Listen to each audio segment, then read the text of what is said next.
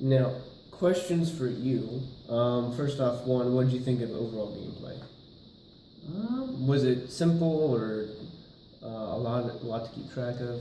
There were a lot of little things to keep track of, but that's a given for any thinking game. Right.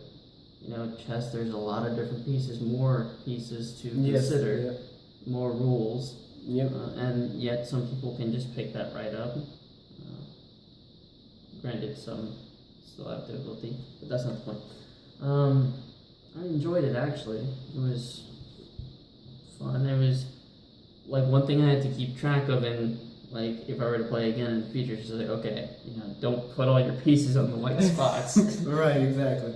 Yeah, to mix it up. Yeah, and I was thinking like, oh yeah, I'm moving them all over the place, but that's one thing to consider, that some pieces are bounded by the board, your power pieces, and then the other ones that are basically just like pawns/rooks are free to move, but yeah, you know, have specific use for gameplay. Right, and I'll keep in mind for a final version, like what you were saying about how sacrificing an attacker against a defender, like the side effects of that. Yeah. I think you have a very good idea on that. I'll probably end up doing that for a final game. In this class, I'm not doing a final game, of course, but if ever. And maybe like an overlaid grid here.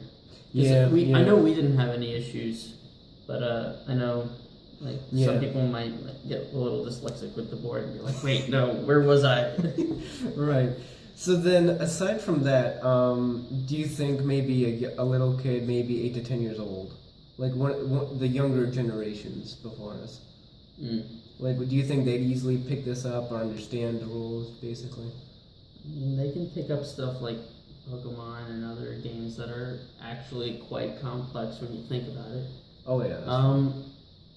Yeah, it'd be easy to pick up. It might take a few games for them to develop good strategies, but it's not like they wouldn't know generally how to play. Yeah, so it would be something like you could develop over time, kind of, right? Okay. And it's one question to understand the game, and another to have mastered the game. Exactly. Did it make sense overall, like what you're doing though, turn by turn? For the most part, yeah. The only thing that would distract me is how this piece was, you know, kind of dead man floating. And did anything seem confusing? The supposed to be lightning bolts or color differentiating or anything like that?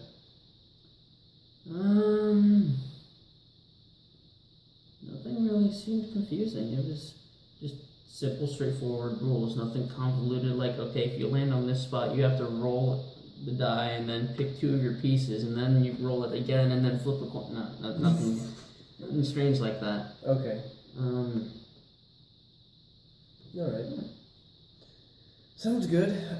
I guess the last question I have for you is, aesthetically speaking, like just looking at the supposed to be art on the board, does it look, in your opinion, decent?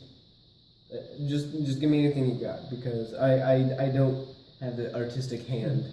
Well, as far as boards go, you could have some sort of a border or finish along the board. Okay.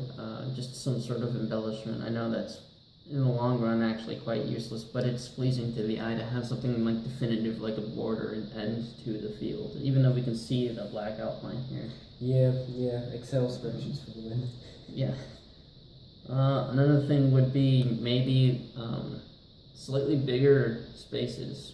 Yeah, I thought I evenly had it looking on Excel spreadsheet, and when I printed it in color, it ended up turning out pretty out of scale still. Well, I mean, like, it's sizable enough where we can fit the pieces on there, but... Exactly. Yeah, but just like barely. with even chess or checkers, you've got like a sizable block where you can completely fill or have the piece surrounded in that one space and then some. Right. Of course, needing some sort of overlaid grid here. Maybe you can go for like a soft white or gray color, so that it's not like stark and just kind of the original destroying the Milky Way there. To tell you the truth about that, this is Excel picture effects I used. That's why it's like that. I didn't Okay. know how I could do that because I tried tricks to make the board layer come out, but that Yeah. didn't seem to work, unfortunately. I almost drew lines on it by hand, but Okay.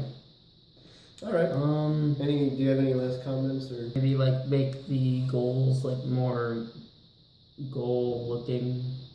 What do you mean? I don't know, like in Like a like standout nowadays kind of thing? nowadays it usually has something, like every piece of a game, every part of a game has something that it has a design to it, and it really stands out to the eye. Now, granted, you know, we're working with Excel, and you said like the artistic stuff was not the Not the closest skill to you. Yeah.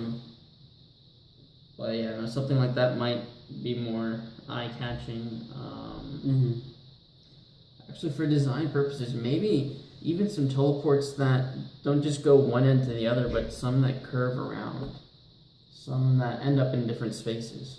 You mean like I have red here and I have another red like here, kind of? Yeah, And you can or like a decide blue which one. here and then a blue here, or something like that.